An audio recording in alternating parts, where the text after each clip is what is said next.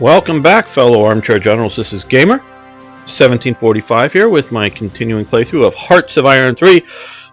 Excuse me, with Black Ice 8.52. Okay, we are fighting the Battle of the North Atlantic now.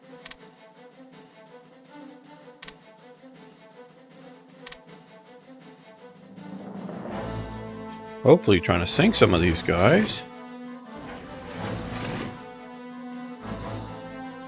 I think just as many. Oh, good. And as we can before they can get out and around. Sink them today, better than later on. Ireland. Okay, we can give them some crude oil. We're swimming in it now. Indian Army recruitment, cool.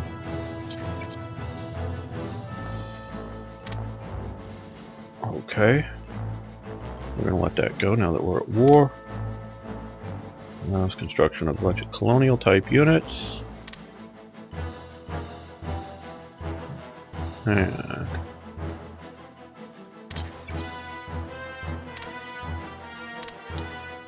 okay. Yes. Small OOB of Indian troops has been recruited in Delhi. These will vary in size, quality, and types, being either garrisons, cavalry, or infantry. Each unit comes with a division,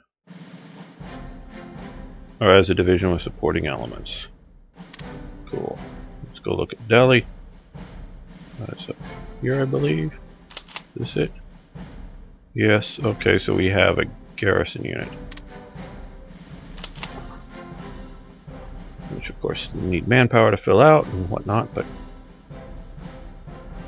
we've got that, which will help. I don't think we have any revolt risk here, but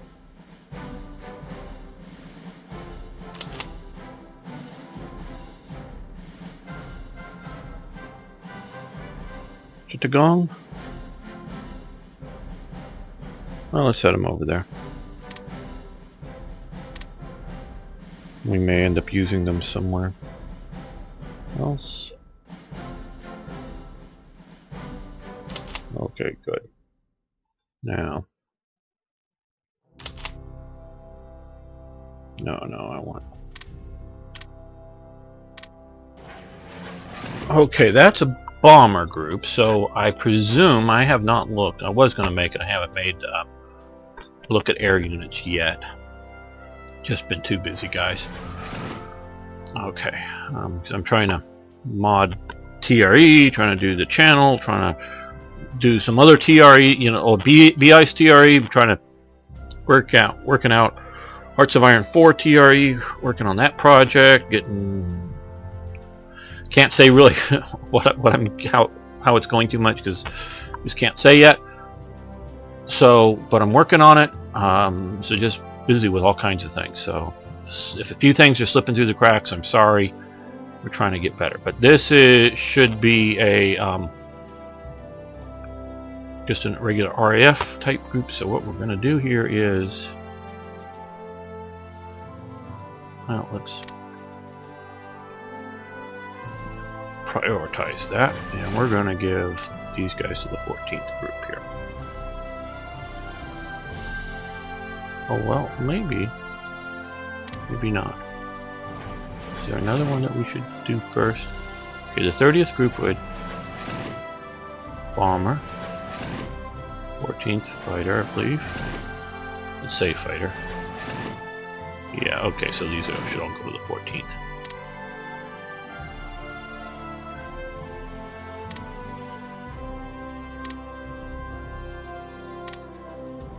And now he's too much of a bomber type commander. Hugh Downing? Alright, we could do that.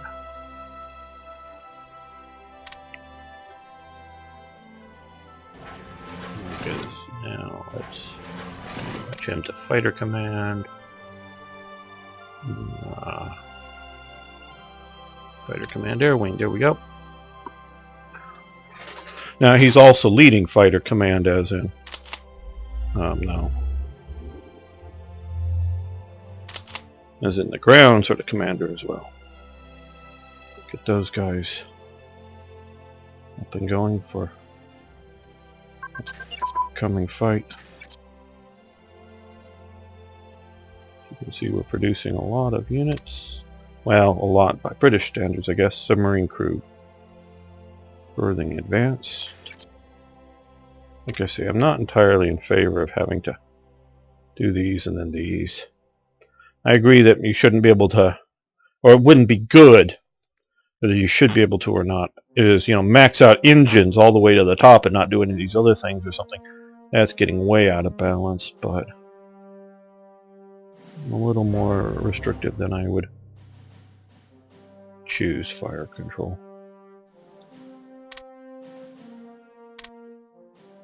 And we want to make sure we are producing the best we can.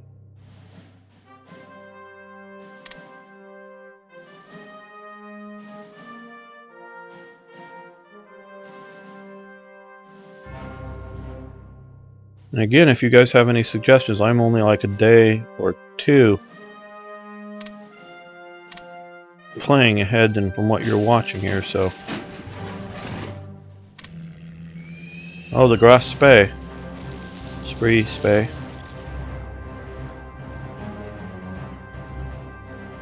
And submarines. I'd gladly like to hear your suggestions, but like I said, sometimes I'm foolish and don't follow good advice.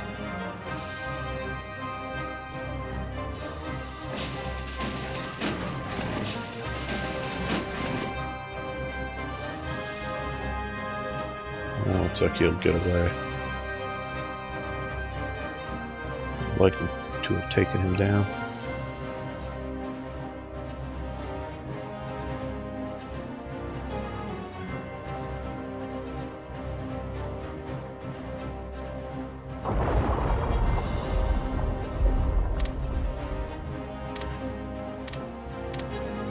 Well, we're heavily up.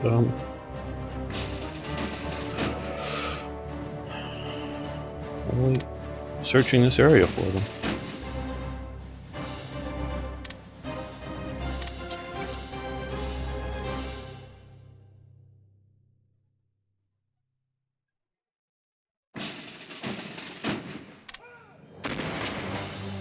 The Deutschland and the we've got the light cruiser Nuremberg and Emden and Deutschland gone. Yes.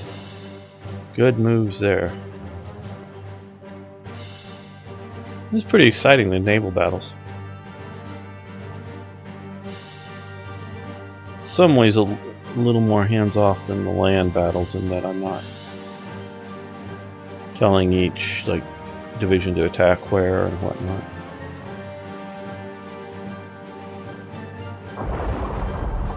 And Eastern English Channel. Yeah. Find the guys, sink them.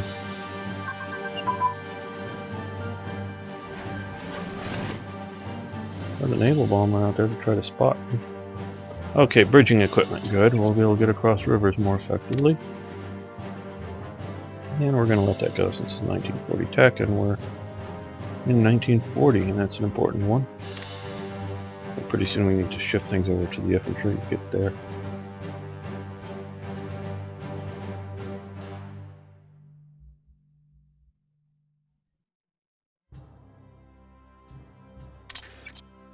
And we're going to do balanced approach again.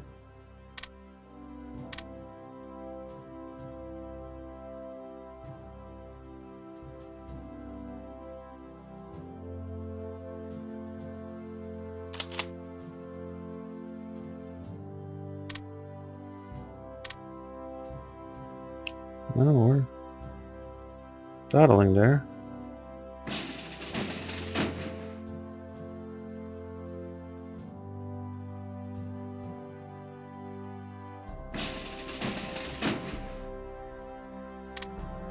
Patrol, sink them.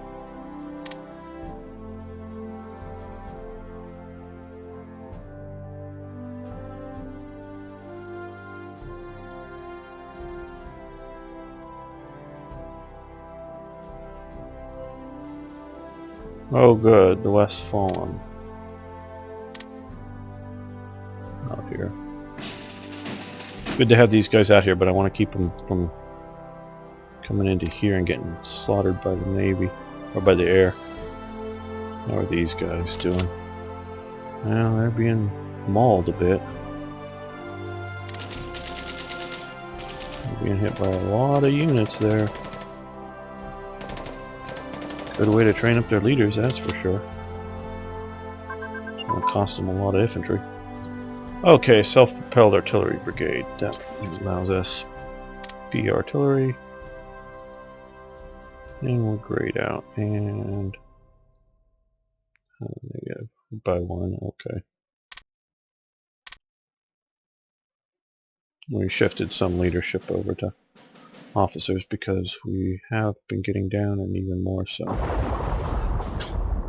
Actually, we're slightly climbing back up. Oh, how do we have a lost way out there? We could be out there. Commerce raiders, probably. Okay, well. Moved them back there. Let's see, I wanna... Okay, we're gonna remove these guys. See if Gibraltar's close enough. Probably not, but we'll see. Send them out in the gap.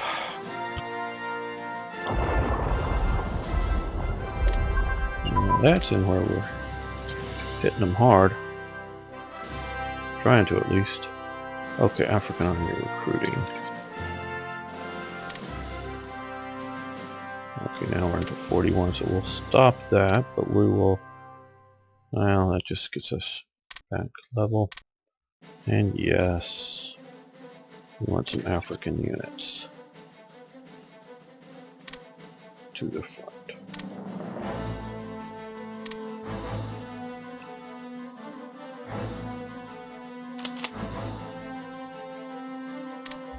I just want to recon cavalry. Okay, well.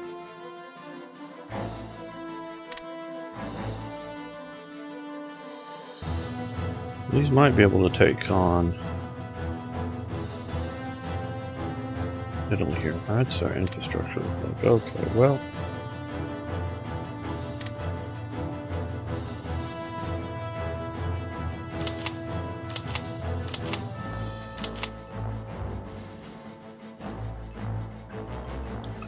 Let's send him up into there.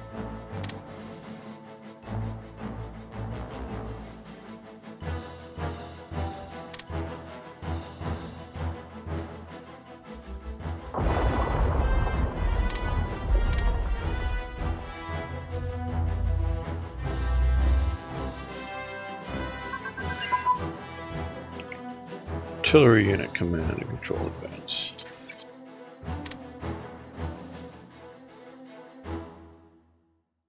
Okay, well now we're flush with 1940, but let's get these guys being researched. No.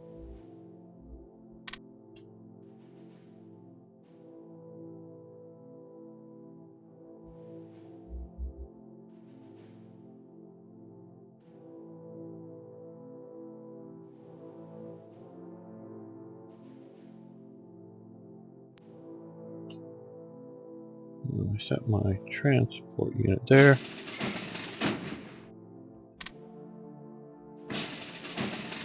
Okay, second transport.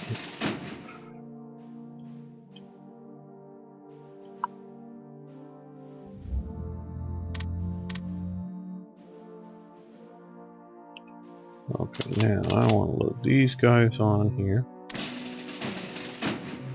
We're going to send them to North Africa.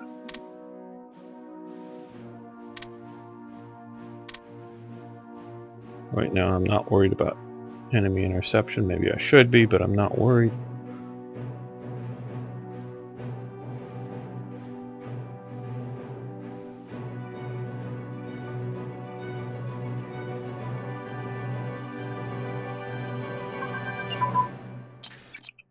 Oh good, our subs will attack better. We'll intercept them better.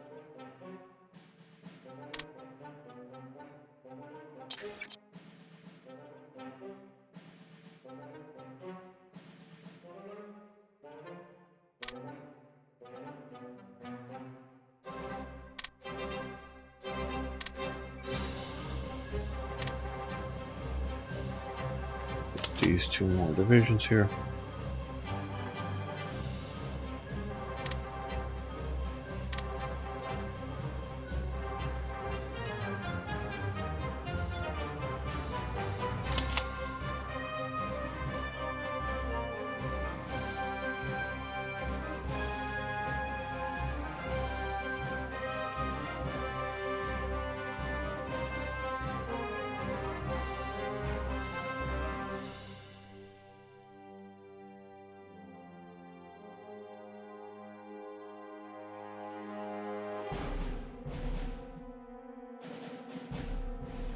No, I have not been. I've noticed periodically we get bombed here.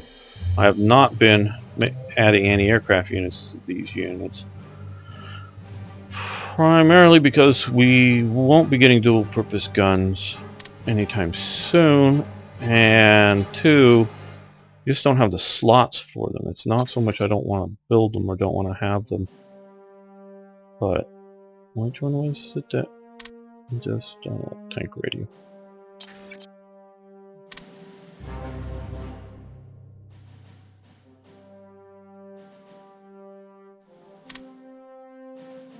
Okay, good, but I want to get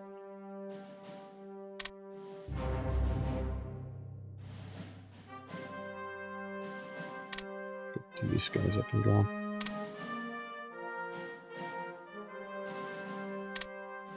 And I'd rather have the other supporting elements than those if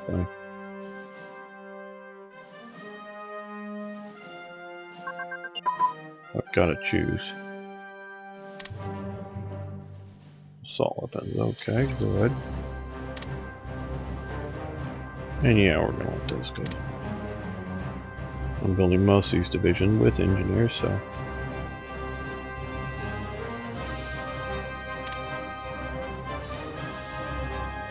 okay, attach you to.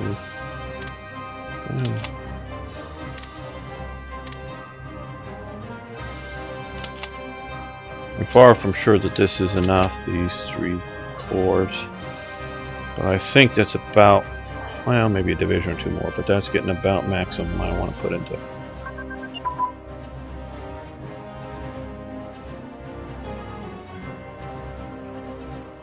the Battle of France. I don't want to overly carriers. Okay, well, carrier deck operations. Okay.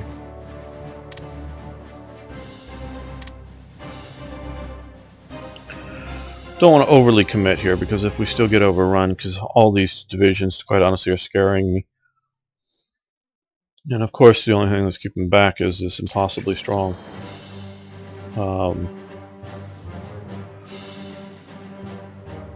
Maginot line. And yeah, so long as we have the Maginot line as our defense, it looks like we'll be able to hold out indefinitely. And I don't know how quickly the AI is going to react to being at war with these guys.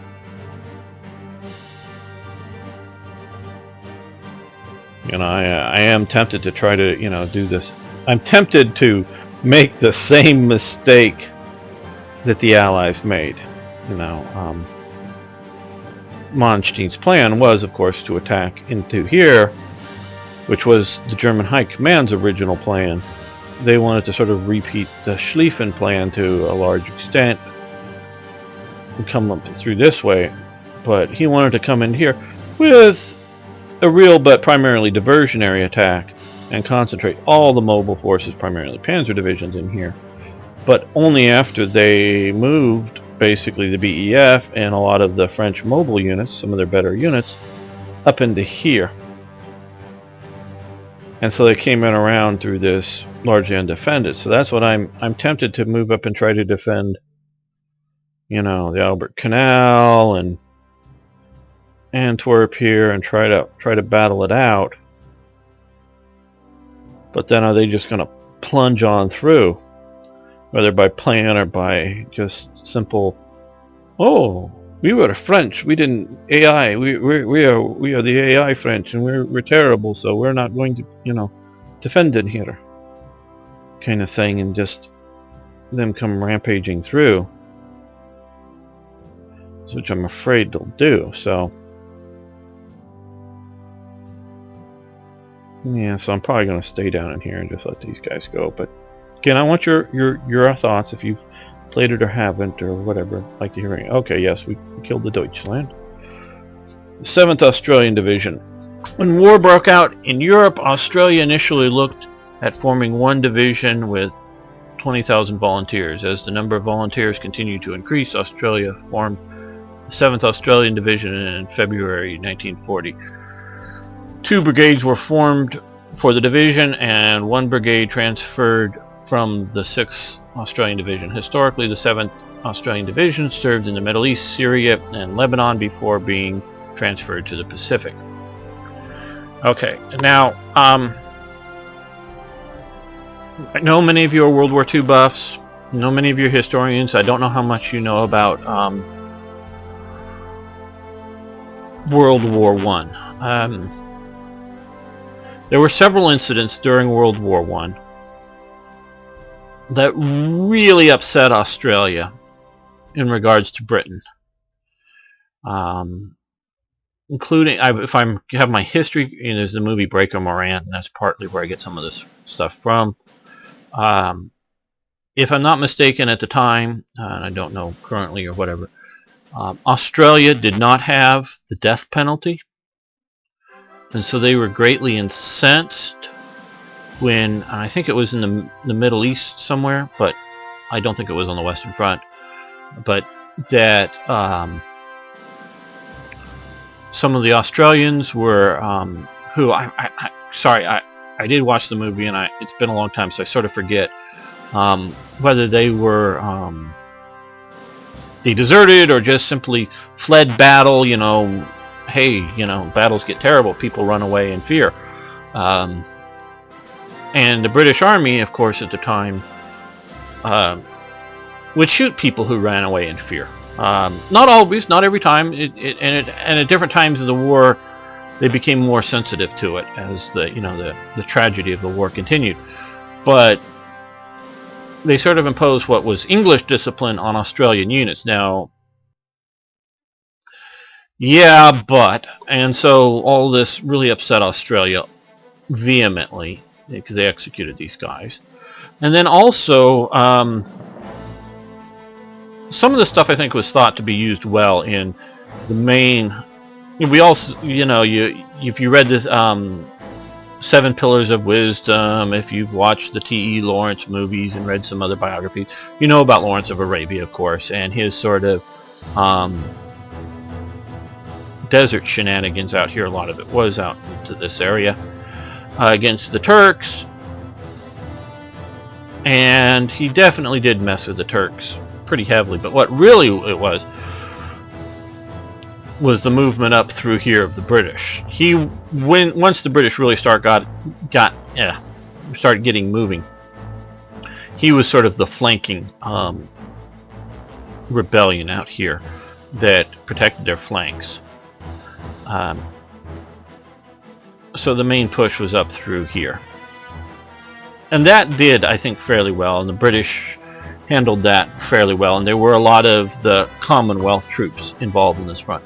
What didn't go well, and what also Australia really didn't like, was the Gallipoli campaign. This was Churchill's baby. I think almost entirely Churchill was in London at this time, so he wasn't responsible for in my understanding, for the conduct on the ground of the campaign. But what happened there was the British sent a fleet up into the Marmara Sea here, or whatever you want to call it. Denzenzi? Don't know what that means, but okay. Up into here, and they I think they may have bombed Constantinople, Istanbul, whatever, and then they left. And this shocked the Turks. I mean, they just got floored by this. And this, I'm not exact, again, this is why I want to label all this commentary, because this is not solid history, because I'm going off of memory that's very fallible here. I don't know if the initial attack was ordered by Churchill exactly, but once that was seen, and Churchill really just knew in his mind that if you were to, because they got through so easily, if you were to do a major naval invasion, you could hit here into European Turkey and rapidly move in, cut off these people because they're entirely unprepared for it, and secure a second front down in here that could push into Bulgaria, could push into Turkey, really change the leverage of the war, and also, of course, open up sea communications to Russia through the Black Sea. That would allow better support. And if at the time, if Romania was still in the war, or whatever, I don't really remember exactly, you could also send support directly into Romania. So, really wanted to do that. But because they sent in the initial, and I sort of think, my memory serves me, it was just the local commander decided to do it. But once they did that, it shocked the Turks. So the Turks realized that their vulnerability. So they very rapidly fortified down here, including some significant, at least for the region, naval guns in somewhat hidden batteries. Because this is very narrow. This is sort of like a canal almost at parts that could be moved through ships. You can get there, but it's sort of single file and sort of slow.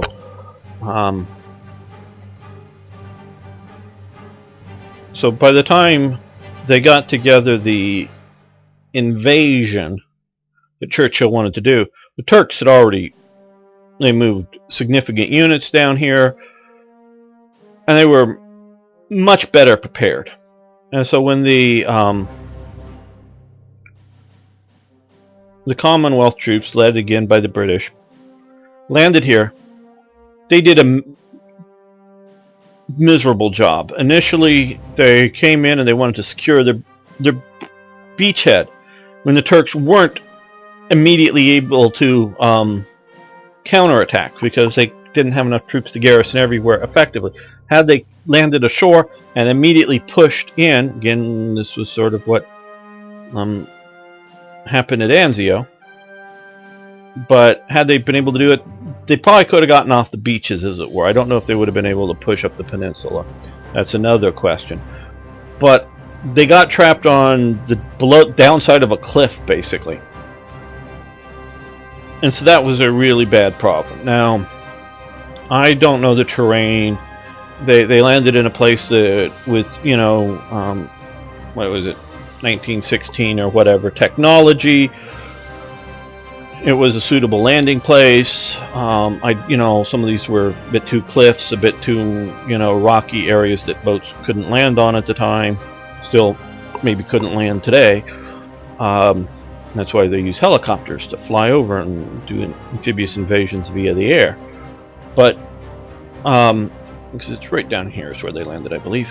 So I don't know whether they could have landed other places along the peninsula, but what they did do was after the initial invasion landings, they had planned on follow-on troops, mainly to open up the front. But what happened is they kept pouring them into this little pocket. This just became another sort of death pocket, and they kept doing the sort of Western Front thing of another set of artillery barrages, mainly from ships. And we'll try again, and this just went on for a long time. And so this was mainly being done with Commonwealth lives. The Commonwealth, again, I really don't know, but my opinion is I don't think that they were doing it because they didn't care about the Commonwealth's lives as much as they cared about English lives. I just think a lot of the Commonwealth soldiers that were experiencing it and had experienced the war out here, where there were casualties in significant numbers, especially some of the early Suez fighting down here.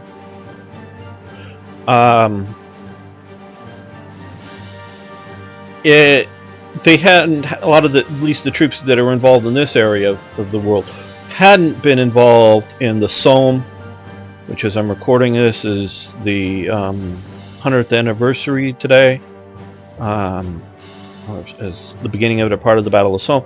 So the casualties, yeah, the river's there. The casualties are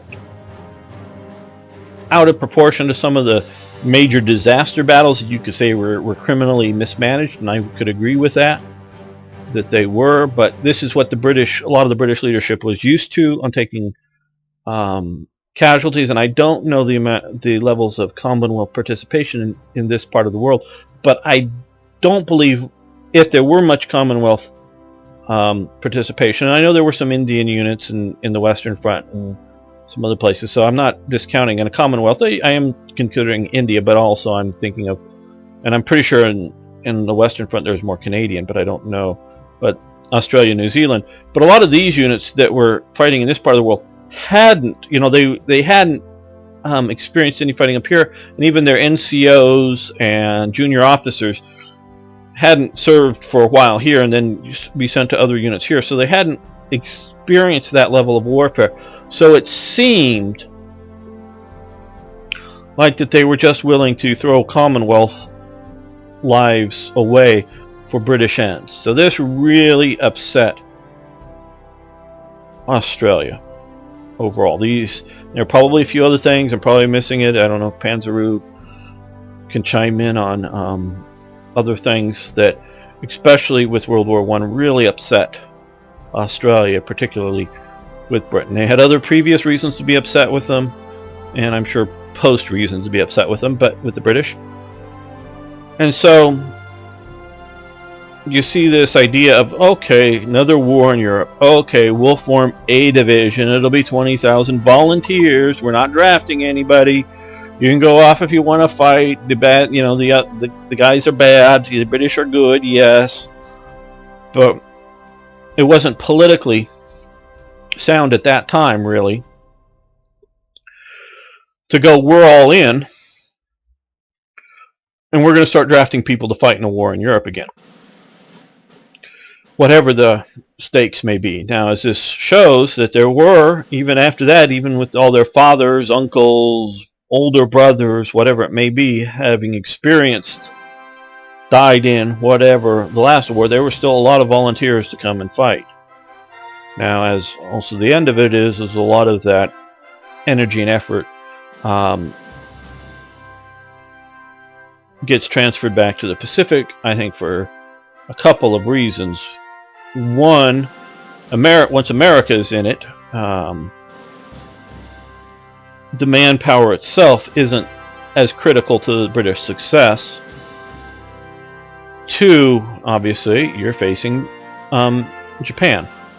So, threats to, depends on, what date, how threatening they are being to Australia itself, but you have that front. And of course, Australians are more interested in protecting their homeland than they are fighting in Europe, if there's a question. But so long as the war looked like the war's here, and we're off over here in the land of Oz, the homeland for Australia appears safe. So it's fine to use. So that's just sort of a bit of background, as I understand it. Again, I'm not an Australian. I'm not an Australian historian. So that they're very much, I could be misreading this, but that's my reading of how things were going. Where did we get that?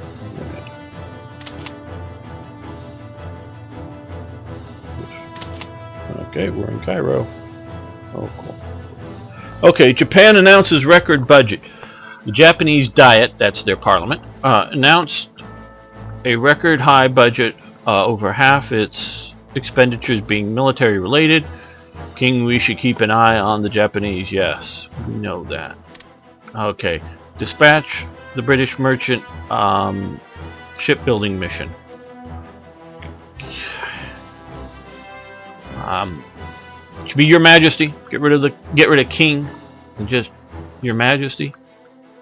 Because King just doesn't sounds weird. I don't know why Panzerud telling that way. To me that sounds silly, but because I know often it's Führer or whatever for Hitler, but that's sort of the way people would refer to him. We must send our industrial experts to the United States in order to establish relationships with key shipyards if we wish to create prefabricated convoy ships. Our lifeline to the rest of the world depends on it. Okay. Lose some money. Okay. Yeah, that sounds fine. We can afford that, just barely. We have received a positive confirmation from our diplomatic and economic missions regarding the construction of new merchant fleet. Outstanding. And see this, again, we were talking about in previous episodes, how this war was finally getting America out of its depression. It had been bad since the 20s. The Roaring 20s, we often talk about, and you see in movies, whether of the period or movies post it, the Roaring 20s, and I don't know if you watch Boardwalk Empire series on HBO, it's all about the gangsters, and that's the Roaring 20s, and the gangsters, and the flappers, and everything. Oh, what really the Roaring 20s really meant to the people, they used that term, was the industry. America boomed. America was the greatest big boom industry of its I think, overall of its lifetime, at least up to that point, and industry just boomed. And it was just the policy. I mean, whenever you get big booms, okay, you have bubbles, they bust. Not sure if I mentioned it, I think I did in one of the series. There was a big bubble in radio stations. Everywhere, once radio was coming out, everywhere had radio stations, just everywhere. And a lot of them were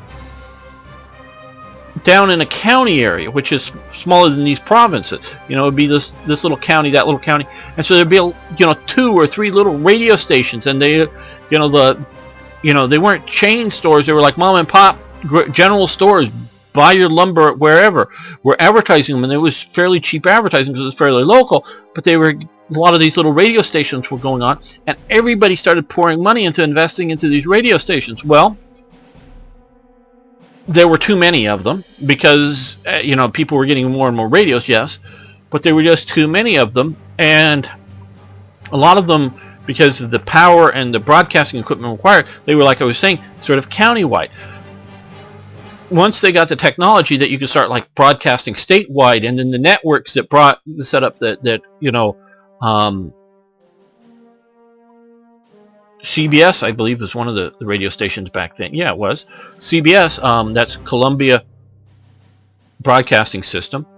Was a system of smaller radio stations, but at least a significant element of their programming was all the same. And so you could have one toothpaste company advertise all over the place instead of running around, National Toothpaste brand or something, trying to set up advertising agreements, all these little things. So the radio station bubble busted, and a lot of people lost their money at that.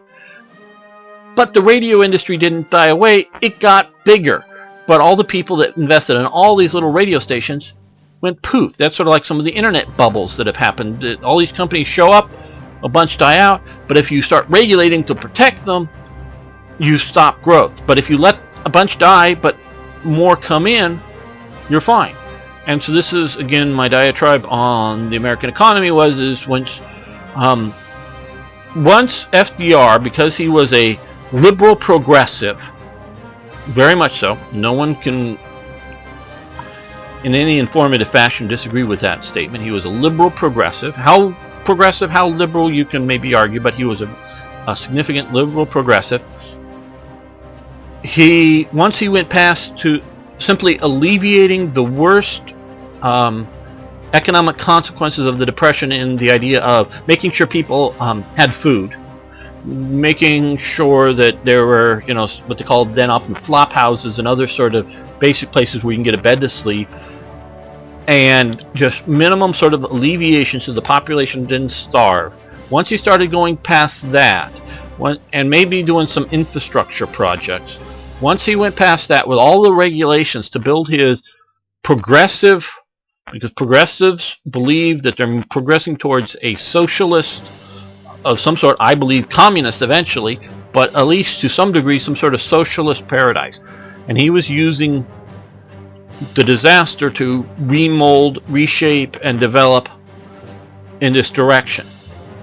So he was using that to retool America. Well, because those over regulations, it extended the Depression into the Great Depression. This brings me up, is the war industry. It wasn't just, and this is where I started in my mind, it wasn't just making artillery shells or making the artillery guns to shoot them. It was making airplane engines. You can put a fighter engine into a transport airplane. I don't know the details, but the engines, you can use them for multiple purposes. You can also build merchant ships. So it's a lot of industries that came roaring back to life because of this. Also, with the start of the war, initially, and I was working a little bit, and then things get stalled as well. France, in their initial call-up for World War II, stopped French industry. I mean, just flat out stopped it. Because everybody got called up for the war. And it took them about, 30 to 90 days to realize that everything just stopped in France. Because they'd all set up a system of call-up for an emergency, because they remembered the race to save Paris. So they called everybody up, and it just became, coal miners and weapons manufacturers. All their workers went into the army. So it took them, I think, 90 to 180 days, I'm not exactly sure, to go through and sort out all of the essential workers, the people that were needed to grow food, needed to manufacture arms, needed to dig the coal, needed to do that kind of stuff, to get them out of the army, because they weren't being immediately swamped with German divisions rolling across France, to get them out of the army and get them back to working. You can take a shopkeeper out of his job and then replace him with a half-trained salesperson who's either an old guy, theoretically, I don't know their working age limits. It could be a young person not yet ready to go into the army. It could be a woman. It can be all kinds of people. It can be a person who just isn't quite fit for military service, but who's more or less able-bodied. It can be all kinds of people that you can pull out of the normal economic sphere without stopping the needed industry to, one, maintain the war effort, and it was that bad that it couldn't maintain the war effort, and two, maintain minimal civilian needs in wartime, things like food production, and get those people back on the farm, get them back into the factory. And so that, but even with that, these countries, France, Britain, and others, still needed, shall we say, non-direct war goods, that it's better to have people at the front. But even with or without rationing, as it came more and more in, they would still want to buy. Well, Britain, but also France. Now, France obviously in 1940 gets swamped, but where are you going to buy those things? Spain's a wreck from its civil war. Portugal doesn't manufacture much. I mean, if you want port wine, sure, but other things doesn't manufacture much. Italy, of course, is moving into the Axis, and there's a lot of embargoes that are being put on Italy even before they enter the war. And that's going on. You're cutting off trade in these other places. So a lot of peacetime industries that were formerly either domestically produced or other things produced in Canada, including a lot of foodstuffs, people are going over to direct war, so all of those things start being bought from America as well. So that's how this helps out U.S. Productivity. Sorry for the long thing, but that's, shall we say, the story of it, of the sort of, okay, we have another division, we're going to put that there. Now do we have, and how the economy, warfare all interacts. And we have these railway artillery. Well, like I said, they historically here bombarded across. Well, we'll stick them there for the moment. Don't know what we'll do with them long term. Yeah. I know we talked about the idea of trying to hold somewhere in here, but sort of wonder what's up with this chip here. Oh, there. Oh, okay. How interesting.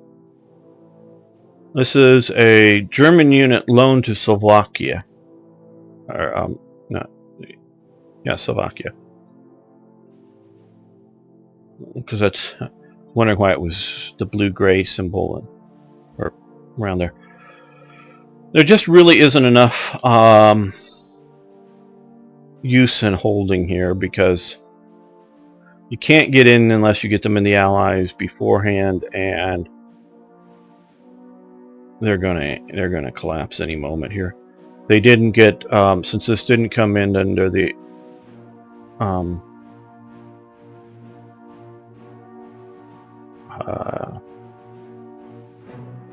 event that brings them both into the war. They didn't get the national unity or whatever negative effects for Denmark, so they've captured both these victory points, and they're still fighting on a bit, but they're not going to survive. Thought about trying to come up here and hold up here. Wonder how that would work.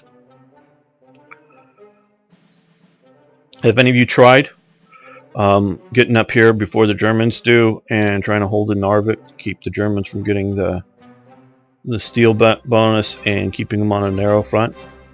Has that been successful for anybody? That's something, if I have some troops ready, I may very well do it. Like right now, I do have an armored division that could go. Oh, very short soon could go, but I think he's going to the Middle East.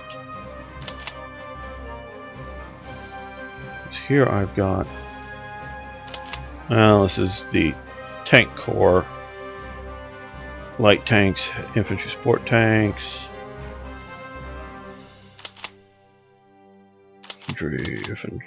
got the 1st Armored Division there, and this Armored Division as well. Okay.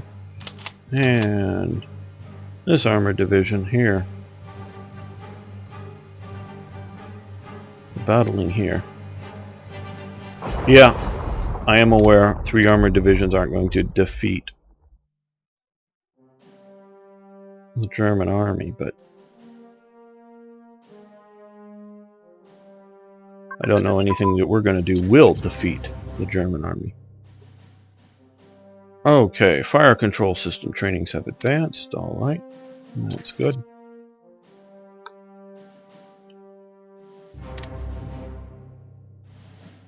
Move far enough ahead on that.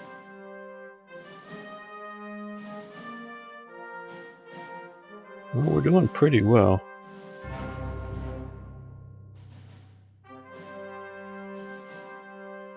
Okay, we'll do that. Commander decision making also. We'll let that go since it's just a 1940. Improve our targeting. And they've now taken Denmark. Okay, Bletchley Park is now fully operational. Listening stations are working at 100%. We can receive and decrypt signals from the continent now. Okay, so Bletchley now has, it's fairly far inland, has maxed out with its radar, so that should be giving us a better picture of what's going on.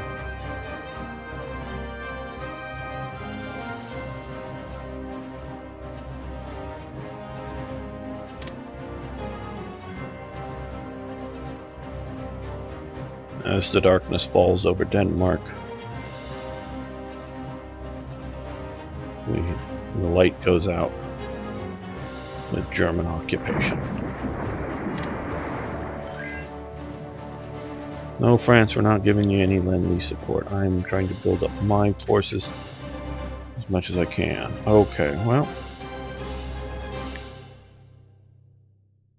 June 40, don't know that we're going to get that done in time.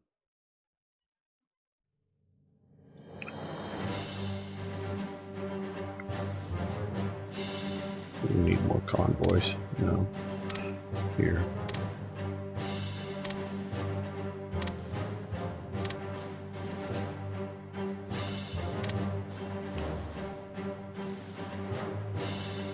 And let's do another flying boat, just one, but put that in the queue.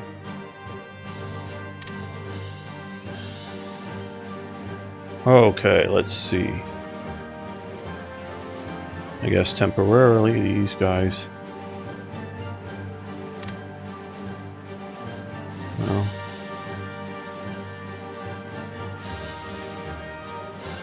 don't know what's going to happen, but we don't want the Germans to take them, so.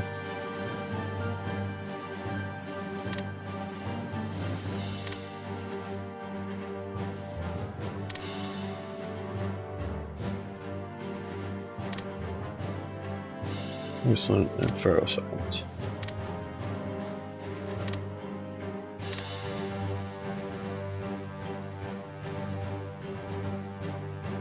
Oh, good. The Graf Spee and the Koln, light cruiser Koln, down.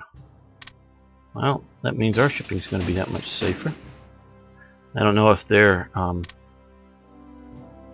they turn these exile forces over to us by any chance? No, probably not, but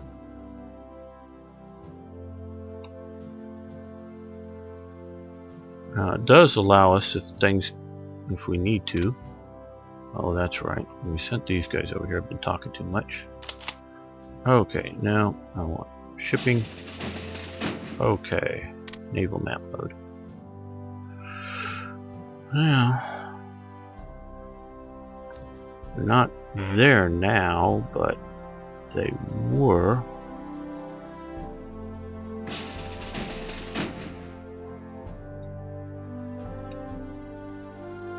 Let's send these guys up to here.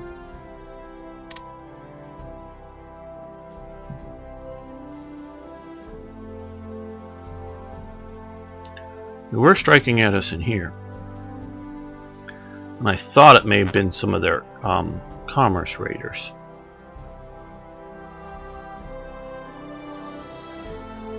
So we'll see about that.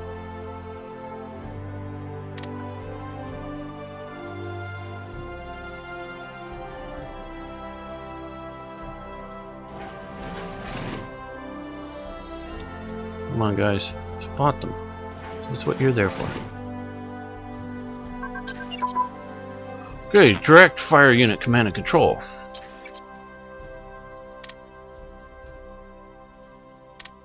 Now, not that we can't do the 40s, we're just moving over to those 1940 technologies. Get them up.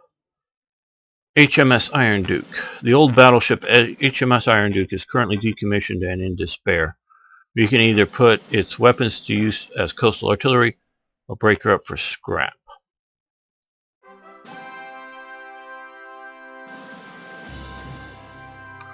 Okay, rare materials we really don't need at the moment. Supplies we're doing okay with.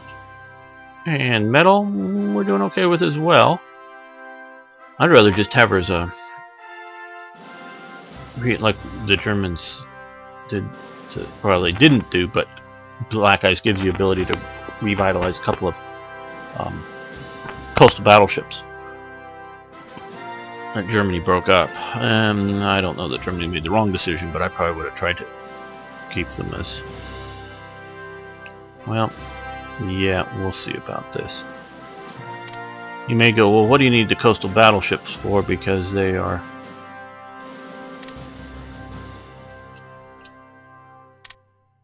did we get a coast? Thought I...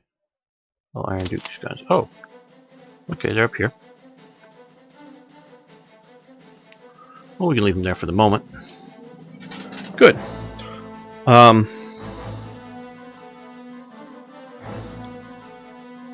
If you have potentially, if I mean, well, maybe the ship was just too bad to bring back, and that could be. I'm far from an expert on old British ships, but yeah, some of those ships would just be slaughtered by light cruisers that could come in, and their guns would be enough to take them out, and they'd have enough torpedoes and just slaughter the vessels. But you got so many duties that some heavy gun ships that are a bit out of date can be done for like things like coastal bombardment, you know, and other things, and that can be done in say down here, you know, if you're moving against the Eritrea. They had the port that's, well, I guess the main port's up here.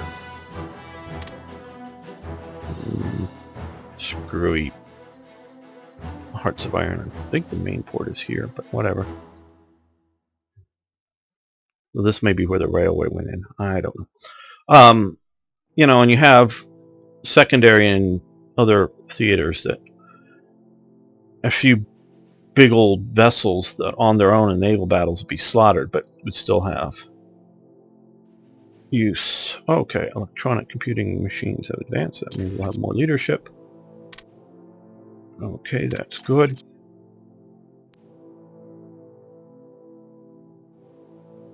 Let's improve that. And artillery unit training.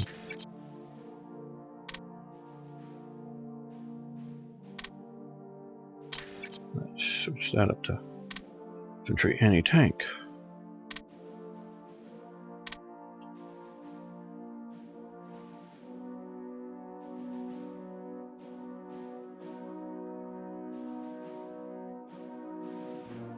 Now, of course, like I say, if the vessel is just too rotten on the inside, meaning and its machinery wasn't going to work, and if the hull is corroding away too badly, then yeah, it's better to salvage its guns and put them to use doing something else. Okay, Altmark incident. The German tanker Altmark was returning to Germany with 299 captured British merchant sailors aboard. After being intercepted by the destroyer HMS Cossack, Altmark sought refuge in Yesslingford, whatever, southwestern Norfolk, but Cossack followed. In the ensuing action, the British then boarded her, and after some hand-to-hand fighting with bayonets and the last recorded Royal Navy action with cutlasses, overwhelmed the ship's crew and then went down into the hold. One of the released prisoners stated that they first knew that the operation was when they heard shouts of "Any Englishmen here?" from the boarding party. When the prisoners shouted back, they responded with, "Well, the Navy's here," which brought cheers. Okay, this was a violation of Norwegian neutrality. As of course you're quite familiar with, they use particularly during winter, but even during summer. During summer you could bring high-grade steel and tungsten down to this port and ship it out, but I think it's mostly the disc got frozen out, but whatever, got too frozen that they couldn't do it during winter, so they had to come out through Narvik to bring it in there. And so they were doing a lot of shipping staying very inside Norwegian waters until they would make a dash into Germany. Plus, generally speaking, if you're out at sea